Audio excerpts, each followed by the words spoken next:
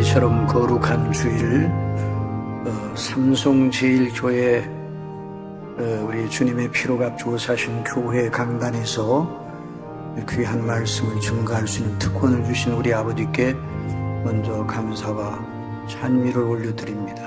하나님의 말씀 에베소서를 통해서 하나님께서 주시는 은혜를 받고자 하는데, 신약의 여러 서신들 가운데 기둥과도 같은 그런 말씀인데, 로마서는 그리스도의 복음의 영광을 간추려 놓은 아주 구원의 놀라운 도리를 간추려 놓은 책입니다. 그런데 에베소서는 그리스도 예수님을 믿음으로 말미암아 이미 구원받은 하나님의 백성들에게 주시는 그런 귀한 교회에 관한 대메시지입니다. 그래서 사도 바울의 신학의 총합이라 할 수 있다, 이렇게 어느 학자들은 말했습니다. 로이든즈 목사님의 로마 에베소서 강해의 서문에 보면 그렇게 나와 있습니다.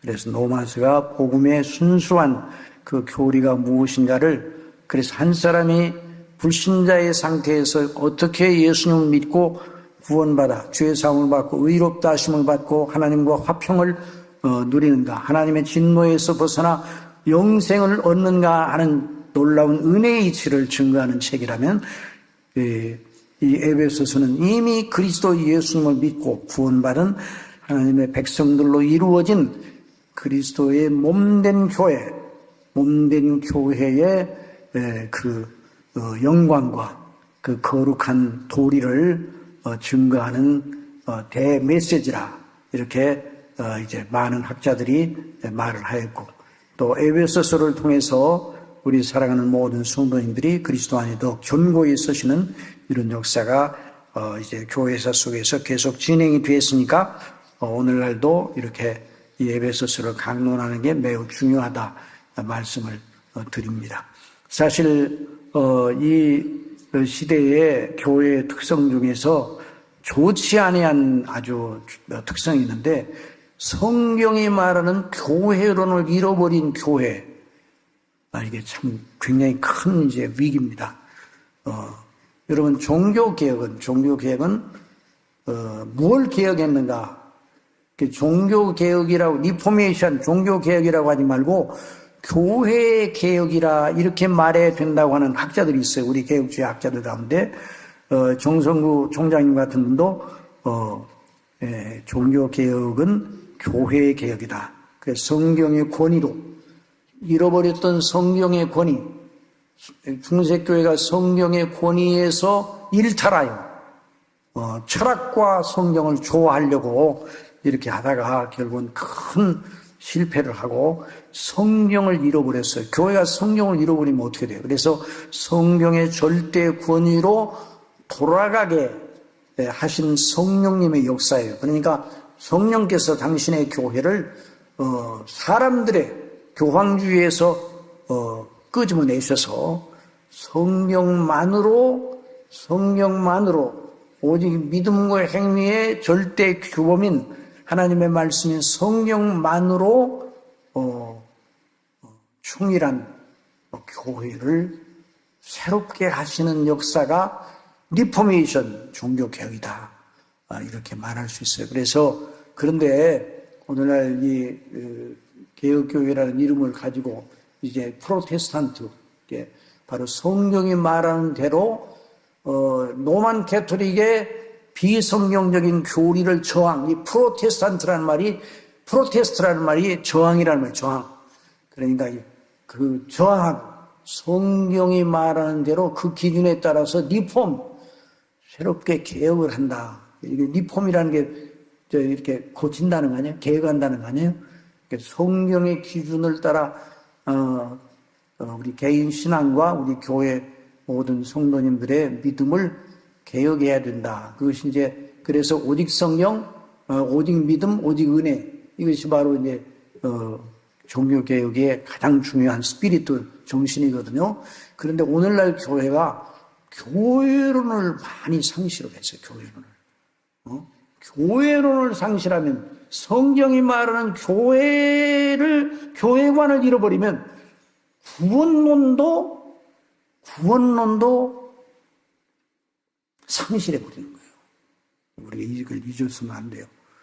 왜냐하면 교회를 통해서 성경이 말하는 복음이 증거되는데, 교회론이 잘못되면 성경이 말하는 성경이 말하는 복음을 증거하지 않습니다. 그러면 하나님의 영광의 능력이 드러날 수가 없어요. 사람들이 엄청나게 모였습니다.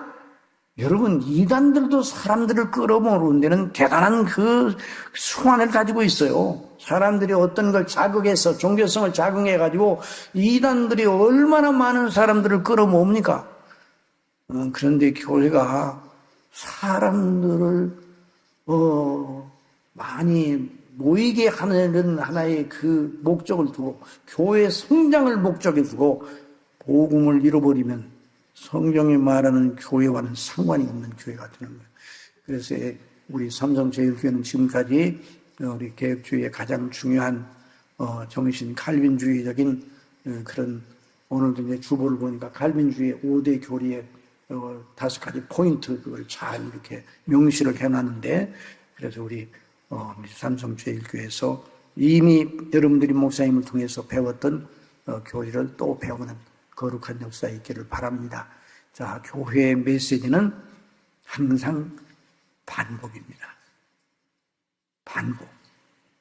새로운 메시지는 없습니다. 신자가 들어가면 다 잘못된 거. 신신학, 신정통주의, 신천지 다 잘못된 거예요. 신자 들어가면 아시겠어요? 신은 없어요. 신은 없어. 해 아래 새 것이 없다고 그랬어요. 그런데 진리에 있어서도 새 것이 없어요. 진리가 항상, 왜? 진리는 영원하기 때문에 2000년 전의 진리, 4000년의 진리가 오늘도 진리예요. 근데 2000년 전에는 진리였는데 오늘은 진리가 아니다. 그건 진리가 아니에요. 그거는. 그러니까 우리 교회가 견지하는 건 진리예요, 진리.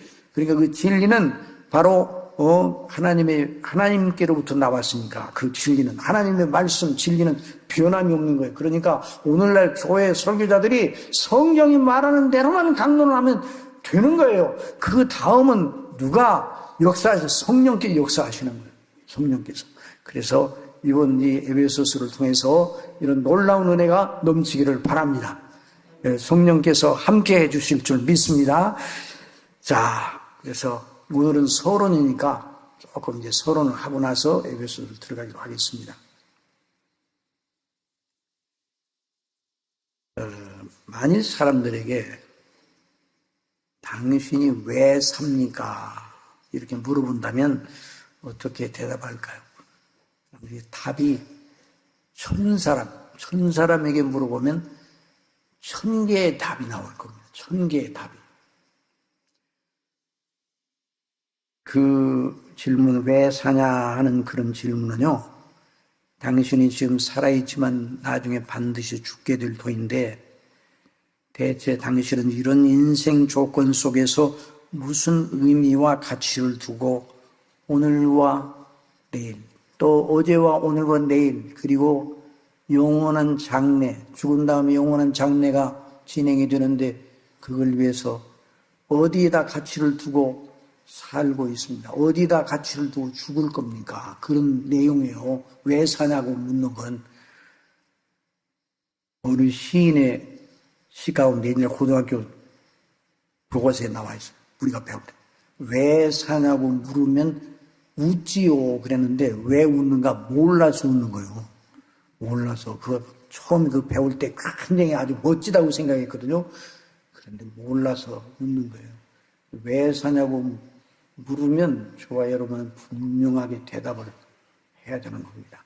자, 이와 관련해서 십수년 전에 어느 일간지에 읽은 그 내용이 생각이 납니다. 대학에서 40년 동안 철학을 가르쳤습니다. 수많은 철학 관련 서적을 냈습니다. 그런데 그 노 교수님, 80이 넘은 노 교수님에게 기자가 탐방을 하였습니다. 그 당시도 그런 책을 쓰고 있었습니다. 그리고 그 노 교수님은 10년만 더 살았으면 좋겠다. 왜요? 내가 쓸 책이 더 있다. 그래서 그 노 교수에게 기자가 물었습니다. 박사님, 40년 동안 학생들에게 철학을 가르치셨고 지금도 책을 쓰시고 이전에도 많은 책을 쓰셨는데요. 교수님이 다른 사람이 인생이 무엇이냐 물어보면 뭐라고 대답하시겠습니까? 인생이 무엇입니까? 그 노 교수가 대답을 했습니다. 인생은 답이 없습니다. 답이 없다고요? 답이 없는 인생을 살면서 10년을 더 살고 싶으세요? 또 책을 쓰셔요? 답이 없다면서요? 철학은 인생에 관한 이야기거든요. 인생에 대한 교훈을 말하는 거거든요. 근데 무슨 답이 없다는데, 무슨 답이 없는 인생을 말하려고 또 책을 써요? 예, 인생은 답이 없지만 그저 자기가 의미를 부여하면서 살아가는 것, 그것이 인생입니다. 이것이 바로 실존주의 철학입니다. 실존주의는 한마디로 말해서, 여러분, 철학은요, 굉장히 두껍고 아주 난해한 그 문장으로 되어 있어요. 대단하게 아주 복잡한 논리를 가지고 끌고 나갑니다. 그런데 철학은요, 그냥 쉽게 말해도 될 걸 어렵게 말하는 거예요. 그게 철학이요. 성경은요, 굉장한 그레이트 대주제, 대단한 주제를 간단하게 말합니다.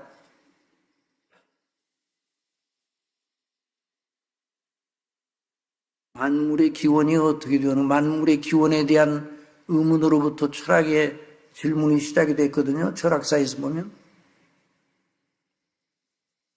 인생이 무엇인가를 알기 위해서 나름대로 철학은 계속 철학사, 그 고대 철학으로부터 계속 어느 것이 지혜인가. 철학이라는 말은 필로소피인데, 필레오소피아, 지혜를 사랑하는, 지식을 사랑하는.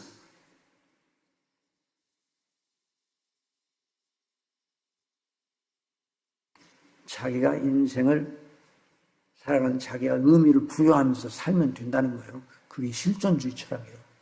실존주의 철학은 쉽게 말하면, 한마디로 말하면 내가 있음에 모든 것이 있다고 말해요. 여러분, 나홀로석이라는 말을 들어보셨죠?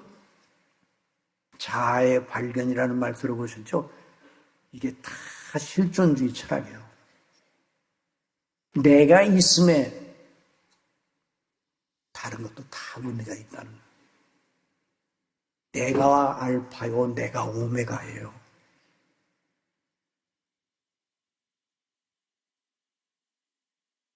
내가 없으면 다른 모든 것이 무슨 의미가 있어?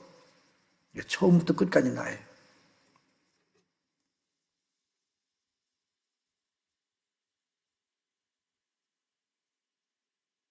(40년) 동안 철학을 가르쳤다면 철학사에서 사람들 앞에 제기되었던 여러 선생들의 교훈을 다 섭렵했다는 소리예요. 여러분, 인문학의 세계는요, 철학의 세계는요, 스승이 많습니까? 적습니까? 스승이요. 일만 스승. 스승이 많아. 교훈이 만 개.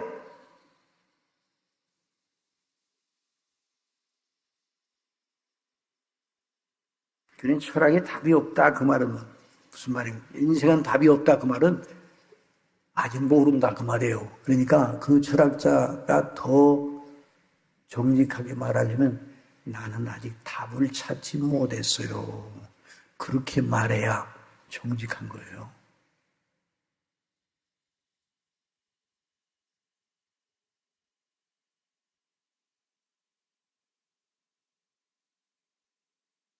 제가 사도 바울에게 물어봤습니다.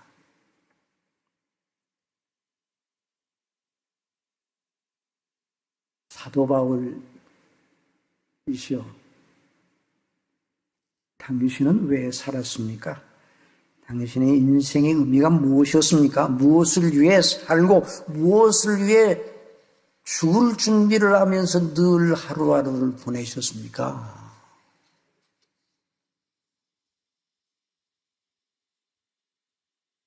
분명하게 선명하게 대답을 해 주었습니다. 나의 간절한 기대와 소망을 따라 아무 일이든지 부끄러워하지 아니하고 지금도 전과 같이 온전히 담대하여 살든지 죽든지 내 몸에서 그리스도가 존귀하게 되게 하려 하려니 이는 내게 사는 것이 그리스도니 죽는 것도 유익합니다. 내가 그리스도와 함께 십자가에 못 박혔나니 그런즉 이제는 내가 산 것이 아니오 오직 내 안에 그리스도께서 사시는 것이라. 이제 내가 육체 가운데 사는 것은 나를 사랑하시고 나를 위하여 자기 자신을 버리신 하나님의 아들을 믿는 믿음 안에서 사는 것이라. 명료해요.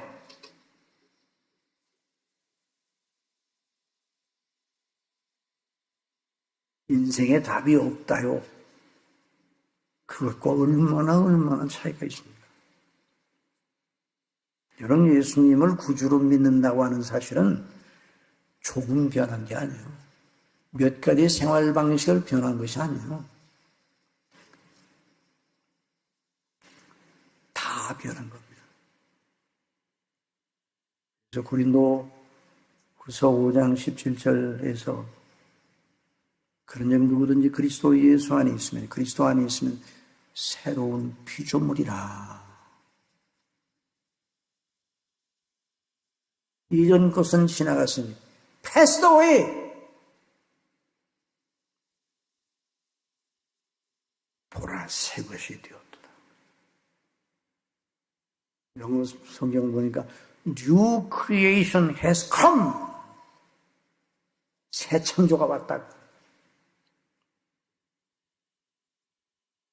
예수님을 믿는다고 하는 건 우리가 인문학의 교훈, 그 철학의 교훈의 풍조 속에서 살고 있다. 오늘 세상에 포스트 모더니즘의 상대주의적 가치관도 전부 다 자기중심이에요. 만물의 척도는 인간이다. 프로타고라스가 말했어요. 고대 철학자. 그 말은 만물에 대한 이해와 판단은 각자 개인에게 달려있다 그 말이에요. 그러니까 자기야 자기. 자기밖에 없어요. 그러니까 그 자기를 극대화하고 자기를 개량하고 자기가 꿈꾸는 이상의 이상적 인간상을 구축하려고 그래서 자아의 발견. 니체가 아모르파트라는 자라투스트라는 이렇게 말했다고 하는 그 소설에서 아모르파트라는 운명애라는 뜻을 가진 주인공을 내서 초인을 꿈꾸고 초인. 운명을 개척하고 운명을 갖다가 뛰어넘고 초인. 그게 불교에서 말하는 부처가 되는 것과 동일한 거예요. 그게 인문학은 그 수준이에요. 항상 자기 자신을 도야하고 연마하여 자기 자신이 꿈꾸는 이상향. 모든 종교가 다 그렇습니다. 그러니까 철학과 종교가 그리스도밖에 하나에 하나. 여러 많은 교훈들이 있지만 가만히 보면 하나예요. 나요, 나. 인간밖에 없어. 인본주의.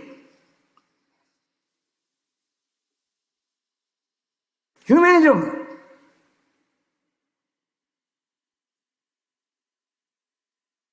하나님이 계신데 철학자에게 하나님이 계시잖아요. 철학적으로 유신론, 하나님이 계실 수밖에 없다는 논리로는 그런 증명이 돼. 논리로는. 그들도 그걸 인정을 해요. 그런데 성경이 말하는 하나님은 인정하지 않습니다. 왜? 성경의 하나님은 인간의 이해와 논리의 척도로 규명되거나 이해되는 분이 아닙니다. 하나님은 스스로 계신 분입니다.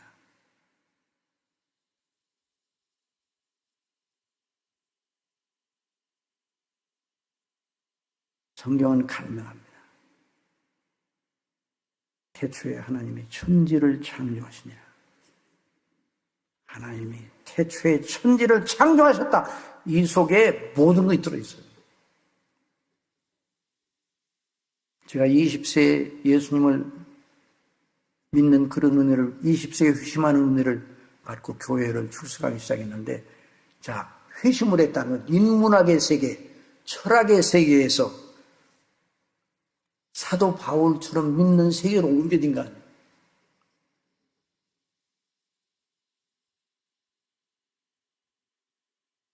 그런데 처음 교회를 출석하면서 은혜를 받으면서 그때 제가 은혜인 줄은 모르고 내가 머리가 좋아서 이렇게 잘 깨달아지는가 그렇게 생각을 했어요. 그런데 그게 은혜예요. 근데 은혜를 받기 전에 제가 성경에 이런 책이라는 걸 알고 탄복을 하기 전에는 성경이 매우 건조한 책이에요. 인문학은 어떤 주제를 말하면 굉장히 복잡하거든요. 그 복잡한 것을 계속 따라가고 그 저자가 그 독자를 막 그냥 미로로 끌고 다닙니다. 길은 찾았는가? 계속 찾고 있어요. 하나님은 계시는가? 계속 연구 중이라고. 성경은 결론을 내리고 있어요. 결론. 하나님이 천지를 창조하셨다. 매우 건조해요. 예수님이 나는 길이요 진리요 생명이니 나로 말미암지 않고는 아버지께로 올 자가 없느니라. 아주 간단해요.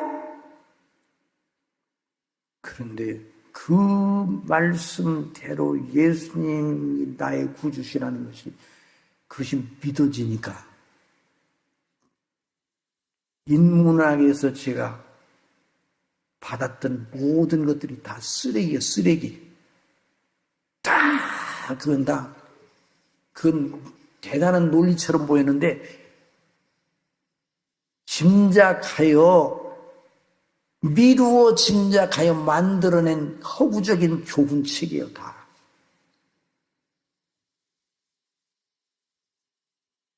나는 길이요 진리요 생명이니 나로 말미암지 않고는 아버지께로 올 자가 없느니라. 이 말씀이 믿어질 때 천지가 개벽이 돼요.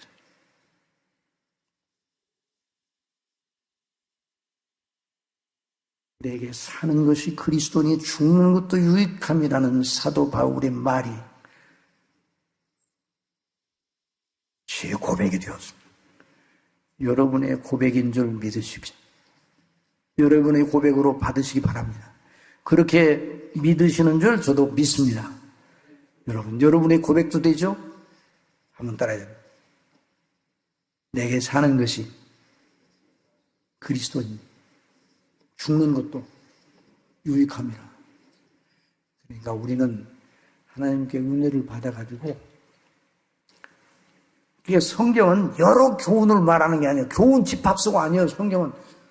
성경에 40몇 명이 되는 성경 기자들이 나름대로 책을 썼는데 그 성경 기자들마다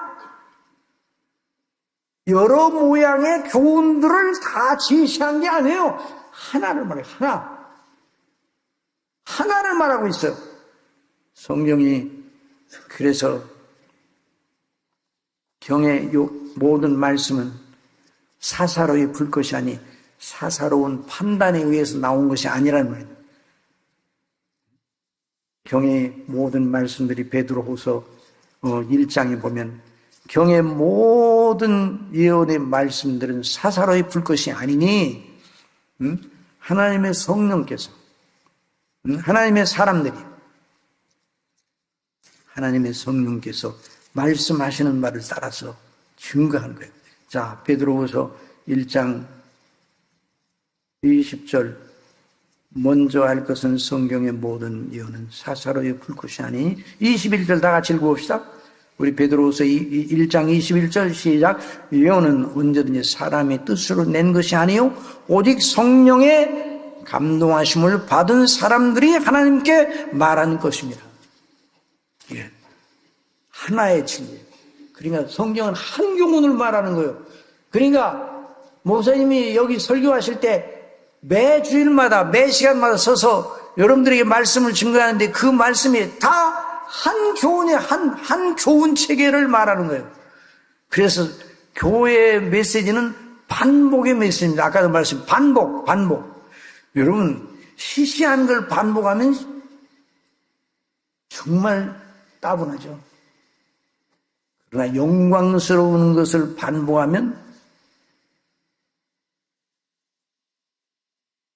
반복할 때마다 영광스러워 힘을 얻어요. 요즘 올림픽 대회가 열리고 있습니다. 금메달 딴 집에서는 금메달 딴 아들이 가서 금메달을 땄어요. 그 집에서는 그 일을 얼마나 자주 생각하겠습니까? 하루 종일 그 생각뿐이에요. 만나는 사람마다 그 말. 그 동네, 그 사람이 사는 동네 사람들 전체가 기뻐하고 또 말하고. 여러분, 저와 여러분이 예수님을 믿고 구원받은 이 일은, 영생 얻은 이 일은 어느 정도 반복을 해야 되겠습니다. 따라해보세요.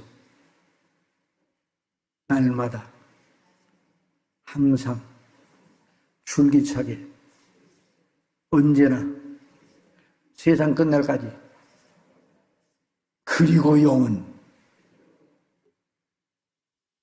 그래서 14만 4천 명이 부르는 노래도 그 노래예요.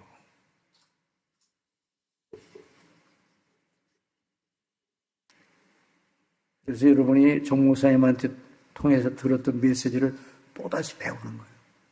또 배우는 거예요.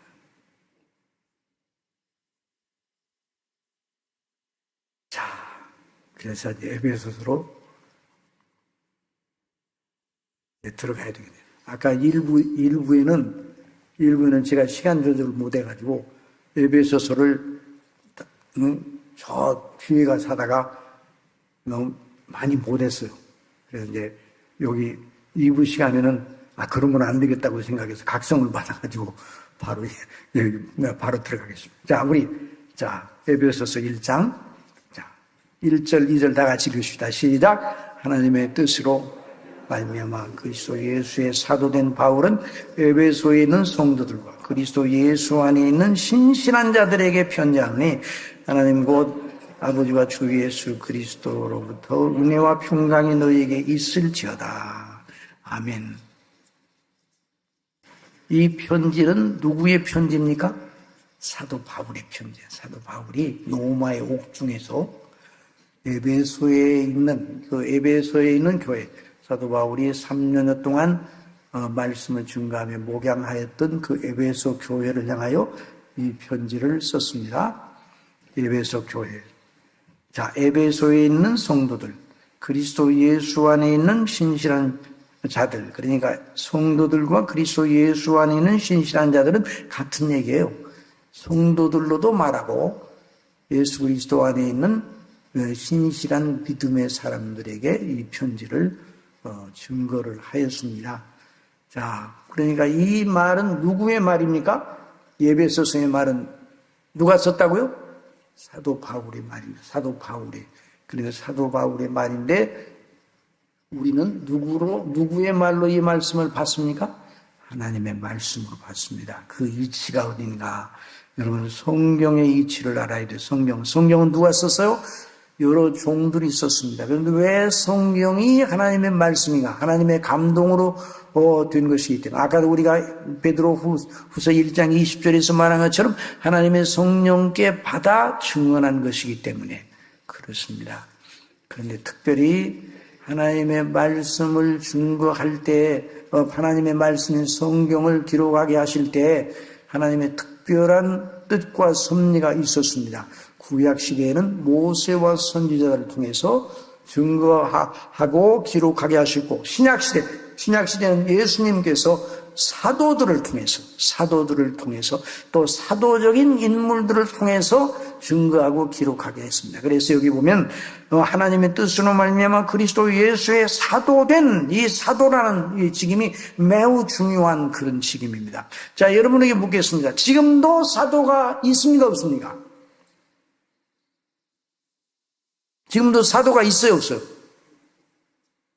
뭐 이렇게 오래 생각해요. 얼른 대답. 지금도 사도가 있어요, 없어요?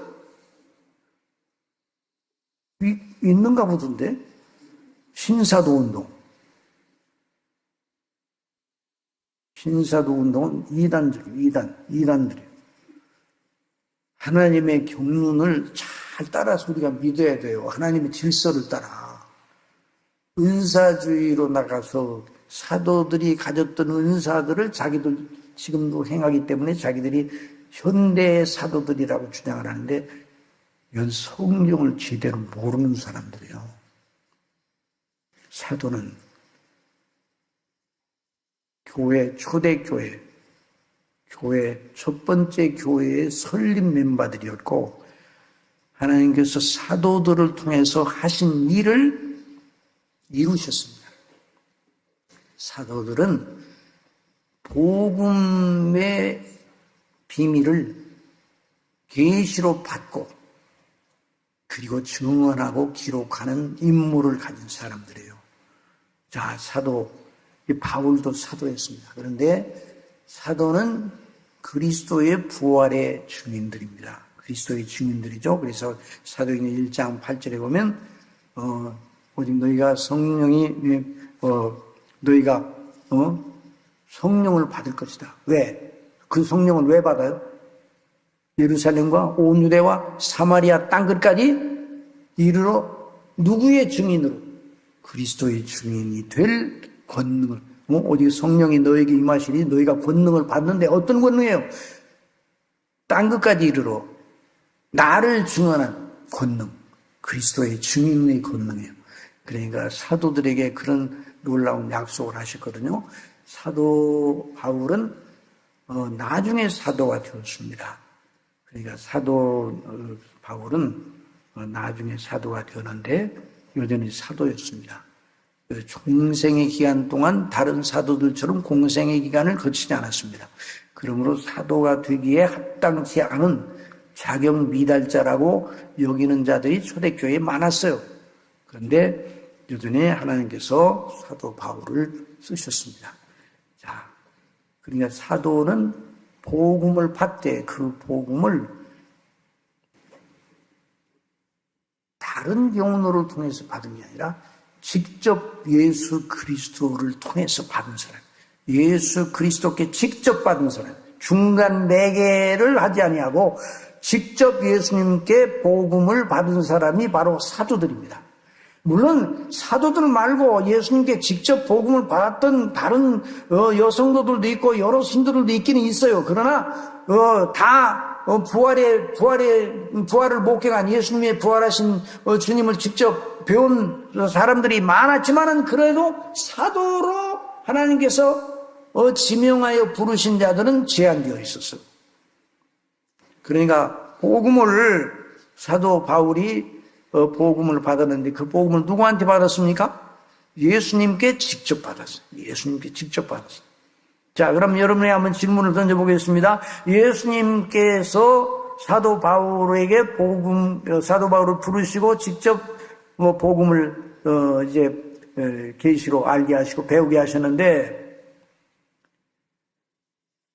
사도 바울이 다른 요한이나 베드로나 야고보보다 늦게 된 사도들이잖아요. 후배 사도들이에요. 우리식으로 말하면.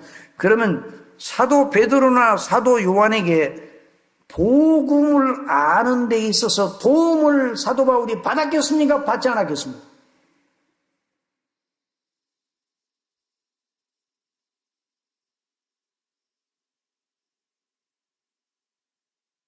받았겠잖아요? 그렇죠? 사도 바울이 베드로나 사도 요한에게 도움을 받았겠어요? 안 받았겠어요? 받았겠죠? 라고 생각하면 틀립니다. 사도 바울이나 사도 베드로나 사도 요한이 동일한 복음을 받았어요. 동일한 복음. 그래서 사도가 증거한 복음만 참 복음입니다. 그래서 사도 바울이 나중에 갈라디아서에서 갈라디아 교회가 사도 바울로부터 복음을 받았는데 그 거짓 사도들이 들어왔을 때에 할례를 받아야 구원을 받는다. 예수님 믿어도 할례를 받아야 된다고 그랬을 때 그런 그 거짓된 그 사도들이 들어와서 성도들을 유인하고 있을 때 사도 바울이 쓴 갈라디아서에서 뭐라고 말하고 있습니까? 갈라디아서 1장 6절에 그리스도의 은혜로 너희를 부르신 이를 이같이 속히 떠나 다른 복음을 따르는 것을 내가 이상히 여기노라. 다른 복음은 없나니 다른 어떤 사람들이 너희를 교란하여 그리스도의 복음을 변하려 함이라. 그러나 우리나 혹은 하늘로부터 온 천사가 우리가 너희에게 전한 복음 외에 다른 복음을 전하면 저주를 받을지어다. 왜 그렇게 말할 수 있는가? 내가 여러분에게 전한 복음은 사람에게서 배운 것도 아니오 받은 것도 아니오 오직 예수 그리스도의 계시로 말미암은 것이라. 그래서 사도 바울이 복음에 관하여 증거한 이 놀라운 내용은 하나님께 우리가 직접 받은 것과 똑같은 권위를 가집니다. 예수님께서 우리가 기도하는 중에 나타나서 예수님께서 말씀하시는 그런 은혜를 우리가 꿈꾼다고 해봐요. 그런 그 희망이 기도 생활하는 사람 우리 성도들에게 있을 수가 있어요. 그러나 그런 희망은 가지지 마시기 바랍니다. 그건 하나님의 방식이 아니에요. 그래서 하나님의 방식은 뭔가 직접 우리에게 말씀하시는 방식을 취하지 않으셨어요.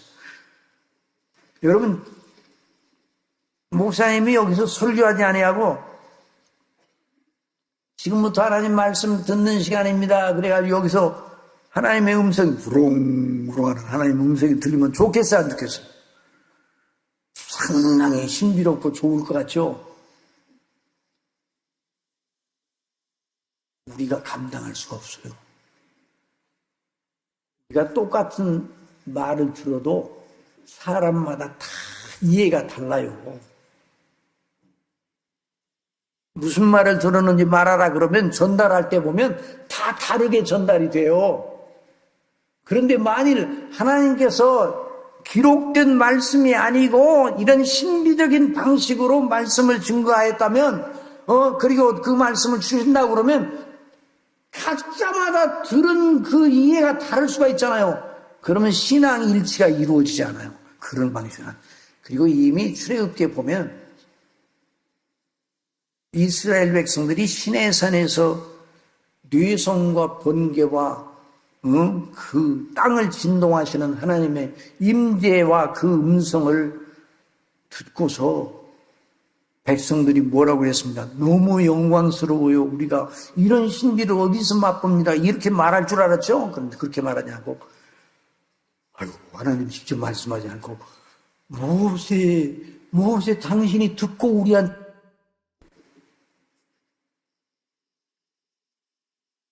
그러니까 기록된 말씀, 사도를 통해서 기록된 복음의 말씀이 우리에게 있는 게 너무나 영광스러워.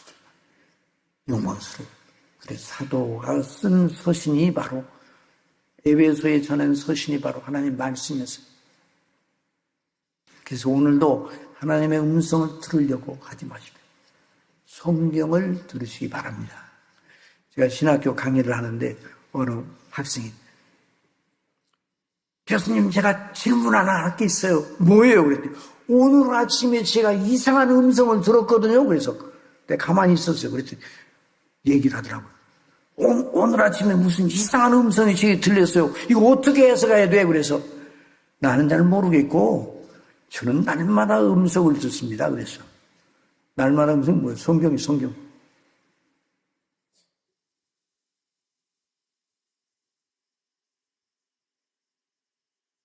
하나님은 꿈꾸듯이 우리에게 말씀하지 않으십니다.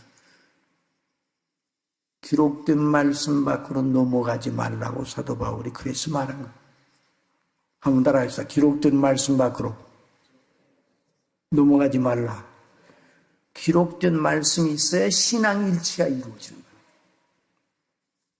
그래서 사도의 증언, 사도의 복음이 참 복음이에요. 오늘날 사도의 복음대로 믿어야 구원신앙이에요. 사도 베드로와 다른 사도들에게 사람들이 나를 누구라는 인자를 누구라느냐? 너희는 나를 누구라느냐?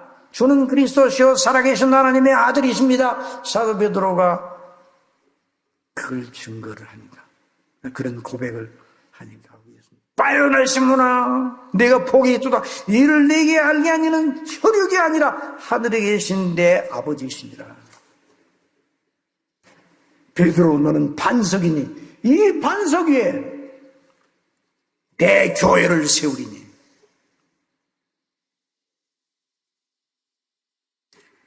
교회는 사도의 신앙 고백 위에 서 있습니다. 그래서 교회의 지체로 받아들일 때, 세례문답할 때 사도의 믿음, 사도적 신앙 고백이 그 사람에게 있는가, 사도와 같은 믿음이 그 사람에게 있는가, 그거 확인하려고 문답하는 거예요. 성경 지식이 얼마나 되는가를 알기 위해서 문답하는 게 아니에요. 목사님과 장로님들이 문답할 때 그 믿음이 구원신앙이라면, 구원받은 사람이라면, 택한 백성 구원받은 사람이라면 사도가 믿었던 대로 믿는가? 그거 물어보는 거예요. 그게 바로 세례의 아주 중요한 조건.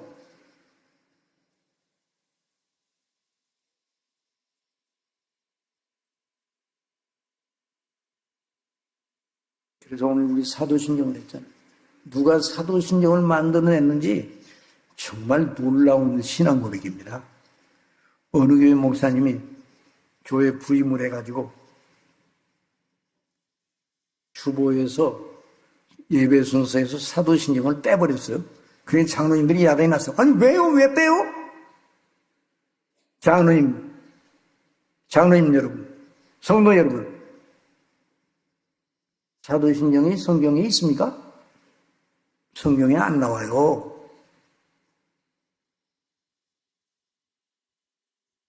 주기도문은 나와도.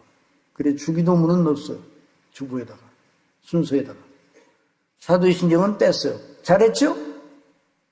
잘했어요? 잘못했어요? 네, 그 목사님 매우 성경대로 하려고 하는 분이니까, 매우 성경적인가. 그걸 어떻게 평가해야 되는가.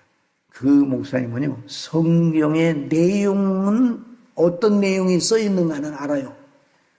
그러나 성경이 뭘 말하는가는 모르는 사람. 성경에 뭐가 써 있는가 내용을 다 안다 할지라도 성경이 그걸 통해 뭘 말하고, 성경을 통해 성령께서 말씀하시는 진리의 교훈, 진리의 체계가 무엇인가 모르면 성경 모르는 거예요. 그래서 장로님들이 막 강의를 하고 그래서 노예까지 가지고 그래서 지도를 했어요. 사도신경이 성경에는 나오지 않는데 사도신경의 내용이 성경에 그 교리가 성경에 콘크리트 되어 있다. 그러니까 사도신경을 하는 것이 너무 중요합니다.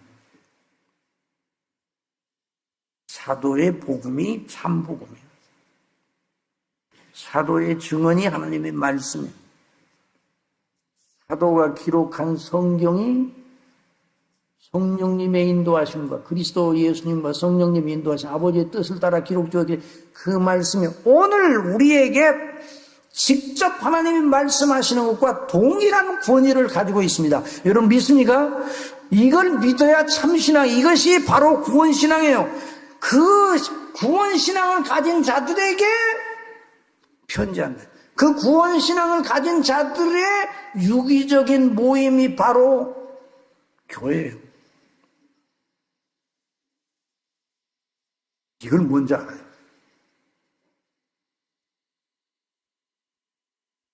제가 한번 여러분에게 또 문제를 낼 테니까 OX 문제 한번 이거로 대답해 보세요. 오래 생각하지 말고 그냥 얼른 대답해요. 그래야 제가 얼른 정답을 빨리 말하지. 교회는 예수 그리스도를 믿는 사람들의 집단이다. O입니까? X입니까? O예요? X예요? 교회는 예수 그리스도를 믿는 사람들의 집단이다. 옵니까 있습니까?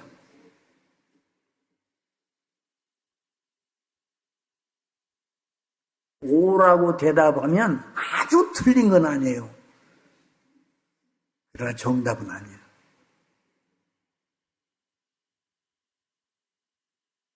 예수 그리스도를 교회는 예수 그리스도를 믿는 사람들의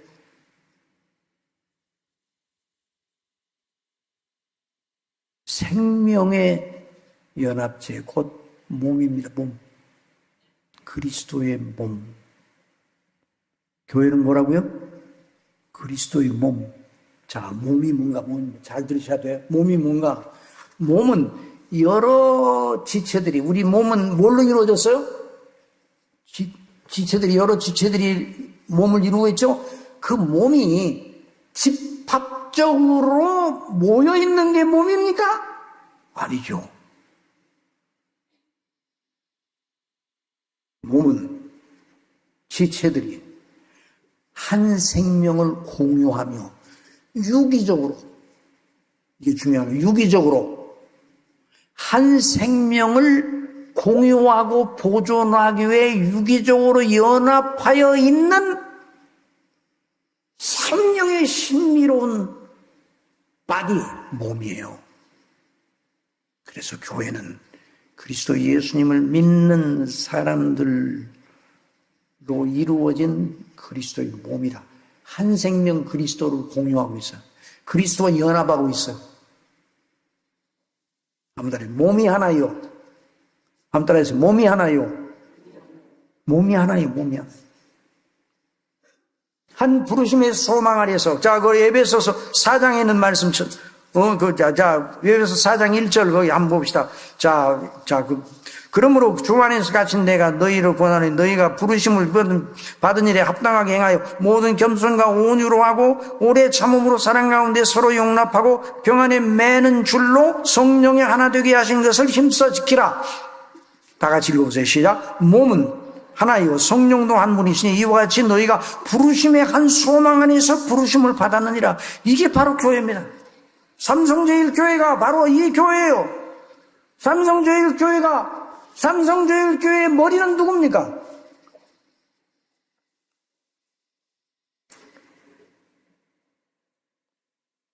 어느 교단에서 목사님을 세우는데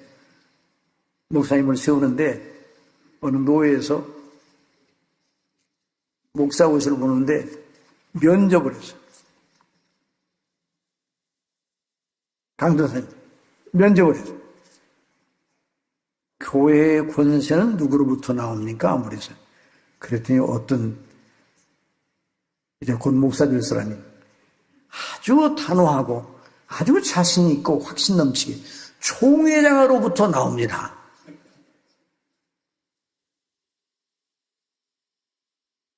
교회의 머리는 누구시라고요? 그리스도시요. 그리스도. 우리 몸 모든 지체 전체가 우리 몸 머리에서 다 나오는 명령이 나기 머리에서.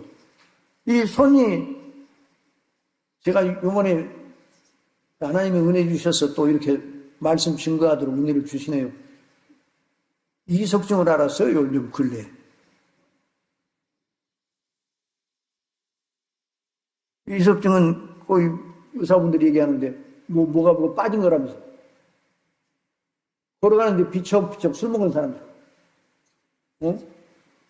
자리에서 일어나면 뭐를 붙잡고 가만히 있으면 괜찮아요. 조금만 움직이면. 그러니까 뭐가 잘못됐어요? 머리 이 명령기관이 이게 잘못된 거 아니에요. 그러니까 몸 전체가 이게 조절이 안 되는 거예요. 그러니까 교회의 각 지체들은 누구를 집중해야 돼요? 그리스도를 집중해야 돼요. 그리스도와의 생명의 관계에 집중을 해야 돼요. 사도의 복음대로, 사도의 믿음대로. 그러니까 사도를 믿음의 표상으로 채우셨어요. 그리고 성경을 우리가 예수 그리스도를 믿어 구원받고 성경대로 믿으면 되도록 성경을 완성하시고 사도직을 종결했습니다. 사도직에도 필요가 없어요. 이제는 무슨 시대인가? 한번 따라합시다. 목사와, 따라하세요. 목사와 교사 시대다. 네, 그러니까 이미 주어진 사도를 통해 주어지고 기록된 말씀을 목양을 통해 가르치고 먹이는 그런 시대예요. 신사도 시대 그런 거 없어요, 지금. 요즘 이상한 사람들 많아요. 은혜 받았다고 해서 성 만지기만 하면 팍 넘어가 돼. 그리고 뒤에서 지키고 있어. 뇌진탕 안 걸리게 하려고 또 넘어지면 갖다 받으려고 지키고 있어. 아니, 성령께서 그렇게 안 하면 뇌진탕 걸리게 그렇게 성령 역사하셨어요? 그거 다 엉터리. 또 어떤 양반들은 또 뭐 어디를 갔다 왔다고 그러면 뭐 입신 인사를 받았다고 해서 어디 갔다 왔대. 정신 놓고 있다. 또 요즘 또 어떤 양반들은요, 뭐 천국에 갔다 왔다고, 또 신학대학 대학원장 가지 않은 양반이 뭐 내가 본 천국이라는 책을 또 써가지고 별 소리를 다 해. 다 엉터리야, 다 엉터리. 천국은 들락날락하는 곳이 아니에요.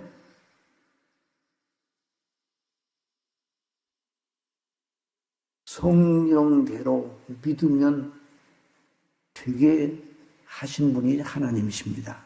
오늘도 성령님께서 사람을 거듭나게 하실 때 성경대로 믿고 거듭나게 하시는 거예요. 어떤 분이 제게 말합니다. 목사님, 제가 거듭났는지 안 났는지 어떻게 알아요? 그래서 그래, 제가 그럼 질문을 던질게요. 창세기 1장 1절 믿어집니까? 그건 믿어지죠. 그런데 조금 있다. 그런데 목사님, 다른 건 다 믿겠는데요. 요나가 물고기 뱃속에 들어갔다가 3일 있다가 나왔는데 안 죽었단 말이에요. 그건 조금 제가 믿기가 좀 힘들다 그러면. 그럼 성경 안 믿는다는 소리예요. 그런데 그래서 머리를 쓰지 마요. 머리를. 물고기 뱃속에 들어가 있던 요나가 죽었어요? 안 죽었어요? 안 죽었죠? 어떻게 안 죽었어요? 몰라요. 우리는. 누구는 아셔요? 하나님은 아시죠. 물고기 누가 만드셨어요? 누가 만드셨어요? 사람의 생명은 누가 주장하셔요? 살고 죽는 하나님 주장하시네. 아무것도 없는 데서 만드셔요. 왜 그런 머리를 써요? 그냥 믿음으로 받아요. 믿음으로 받아. 성경에 써있는 대로 믿음으로 받아. 그게 거듭난 신앙이에요.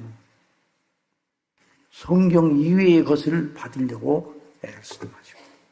자, 이걸 얘기해야 이 에베소서에 기록된 말씀 하나하나를 주목할 수가 있어요. 그렇지 않으면 다른 이상한 말을 배우려고 그래요. 제가 이제 존 오웬의 책을 번역했잖아요. 그리스도 영광이라는 책을 번역했거든요. 어떤 분에게 얘기하면 이걸 읽어보시라고 그랬어요. 그때 그 양반 읽어보고 나서 저한테 뭐라고 그런 거예요.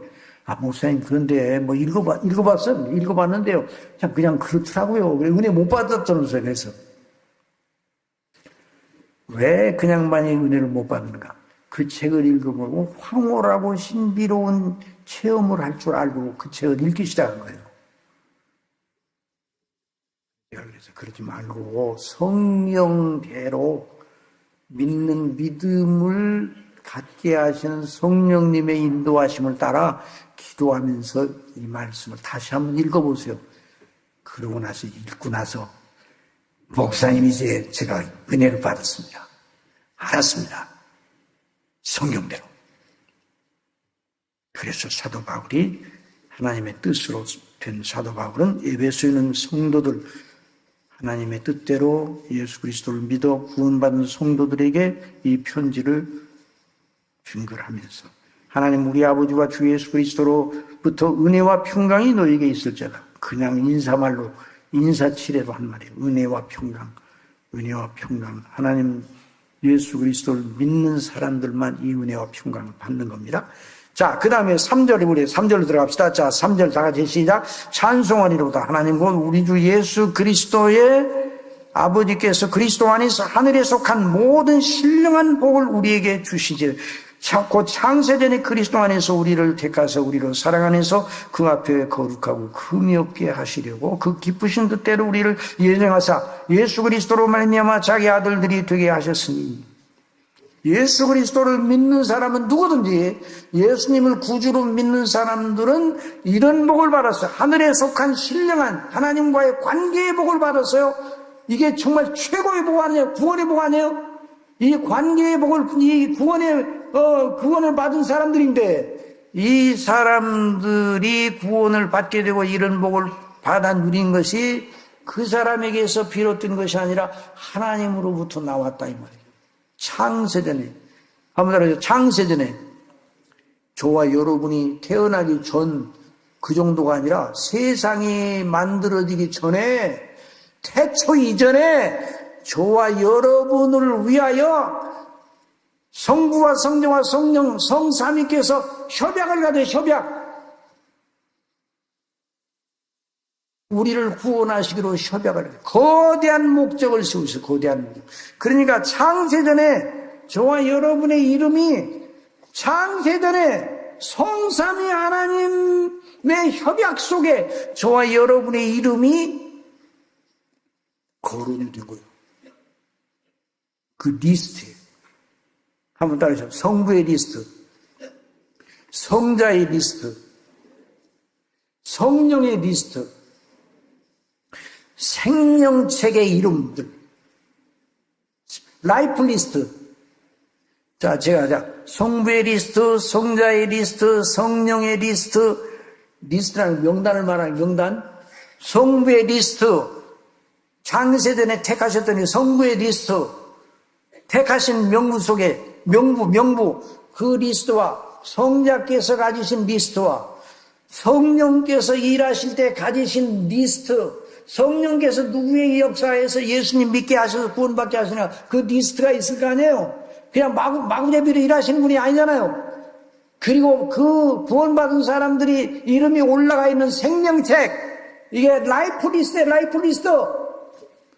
그 리스트가 네 종류의 리스트가 있다고 이제 우리가 생각을 해볼 때, 이 네 종류의 리스트에 올라 있는 이름들이 다 각각 같겠습니까? 다르겠습니까? 이해가 안 돼요? 성부의 리스트, 성자의 리스트, 성령의 리스트, 생명책에 올라가 있는 이름의 리스트, 동일합니까? 다릅니까? 동일한 리스트예요. 놀라운 일 아니에요? 예? 저와 여러분을 하나님이 언제부터 하셨다고요? 언제부터 하셨다고요? 창세전부터. 어머니 아버지 사이에서 우리가 태어나기 위해서 우리가 엄마의 태중에서 잉태되는 그때부터 아셨다고 해도 너무 놀라운 거예요.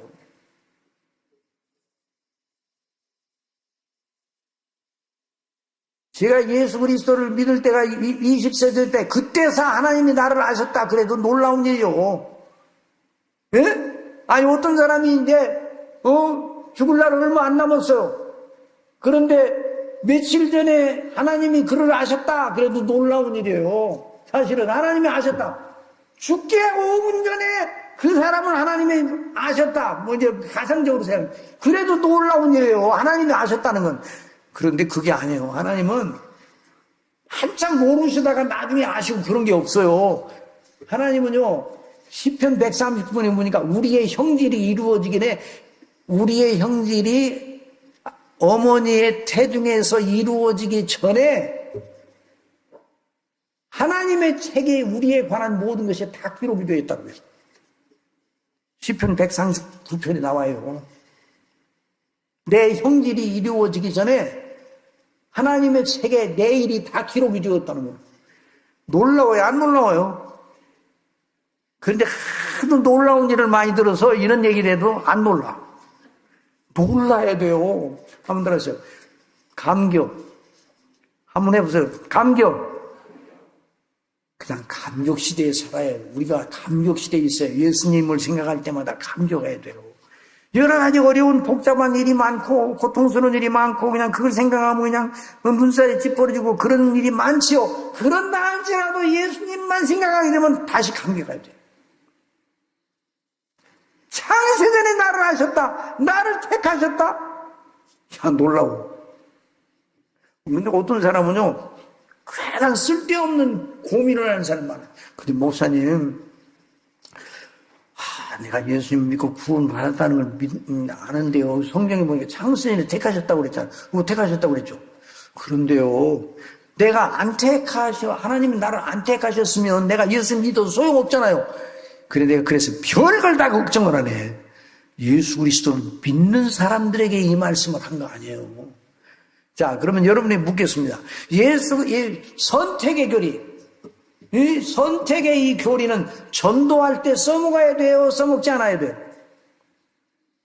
선택의 교리는. 내가 당신을 보니까 당신이 하나님입니다. 당신이 선택한 게 틀림없어. 이 말을 해야 돼요? 안 해야 돼요? 그 말을 하면 안 돼요. 선택의 교리는 이미 믿는 사람들에게 주어진 비밀이에요. 그런데 그 아직 예수님도 모르는 사람, 하나님이 계신지도 모르는 사람한테 전도할 때 그 비밀을 갖다 얘기하면서 그 사람을 설득하려고 하는 건 거룩하는 걸 개에게 던지는 거나 마찬가지예요. 예수님 말씀하죠. 거룩한 걸 개에게 던지지 말라고 그랬잖아요. 그럼 발로 짓밟아. 그러니까 선택의 교리는 전도 때 사용되는 게 아니라 교회 안에서 예수님 믿는 사람에게 늘 강조되어야 되는 교리예요. 그런데 오늘도 선택 교리와 싸우는 사람들이 교회 안에 꽤 많아. 왜 하나님이 나를 택하시고 누구를 택하시고 누구를 안 택하시고 그런 불공평한 하나님이 이십니까? 이렇게 아직도 그 문제 해결 안 돼서 고생하는 사람 많아요. 그 고생하지 말아요. 왜 그렇게 싸워요? 하나님과 그냥 기쁨으로 받으세요. 기쁨으로. 신학교 다닐 때 조직신학 시간에 어느 학생이 우리도 다 선택론을 배우는데 교수님 왜 하나님이 누구를 택하시고 누구를 안 택하시고 그렇게 불공평하게 하십니까? 이게 그 노 교수님인데 그냥 말이 그 학생을 정말 뚫어지게 바라보더라. 그것도 모르고 신학교에 왔어? 그것도 해결하지 못하고 신학교에 왔어? 혼을 내시더라. 학생들 전체가 다 고개를 숙였어요. 왜? 다른 학생들 그거 물어보고 싶었거든. 저도 물어보고 싶었어. 근데 괜히 그 학생이 먼저 나서다 그 혼자만 혼났지. 선택에 대한 교리는 하나님의 주권에 속한 거니까 이걸 따지고 우리 이해가 공평을 따지면요 다 지옥 가야 돼요. 공의를 따지면. 한번 따라하세요. 선택의 교리는 하나님의 주권적인 긍휼과 은혜의 교리다. 찬미해야 돼요? 찬미하지 않아야 돼요? 기뻐 찬미해야 돼요. 기뻐 찬미. 예수 그리스도를 믿는 사람들 다 선택받은 사람. 시간이 많이 지나갔네.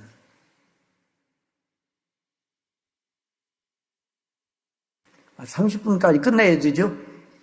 그래야 오늘 식사하시고 이제 오후에 또 계속될 거 아니에요. 우리의 행복이 우리에게 달려 있습니까? 하나님께 달려 있습니까? 하나님께 달려 있는데 우리를 택하시고 그리스도 안에서 거룩하고 흠이 없게 하시려고 택하셨다고 했어요. 거대한 하나님의 이름을 걸고 거대한 목적을 세우신 분이 아버지세요. 그 아버지의 미리 아심을 따라 저와 여러분이 부르심을 받고 예수님을 믿고 구원받고 영생을 얻고 하나님의 자녀가 된 거예요. 이 놀라운 이치를 에베소서를 통해서 성령께서 오늘도 증거하십니다. 이런 귀한 은혜가 앞으로 6번에 걸쳐서 강론할 때 더 크게 저와 여러분의 심령 속에 차고 넘치게 하실 줄 믿습니다. 이런 믿음을 사모하면서 오늘 오후에도 다 같이 나오셔서 하나님께 영광을 돌리시는 역사 있기를 바랍니다. 기도드리겠습니다. 아버지 하나님, 저희를 창세전에 택하시고 아시고 사랑하시고 구원하셔서 아버지의 기뻐하시는 영원한 자녀로 삼으시려고 뜻을 정하셔서 저희들이 이렇게 예수님 믿고 구원받는 것을 말씀을 통해서 듣게 하시니 감사합니다. 이 말씀을 듣고 배우고 확신한 일에 거할 수 있도록, 그래서 우리 속에 이 구원의 기쁨, 아버지의 사랑하심을 인하여 기뻐하는 그 기쁨이 용솟음 칠 수 있도록 인도해 주시고, 오후 시간에도 큰 은혜를 베풀어 주옵소서. 예수님의 이름으로 기도드리옵나이다. 아멘.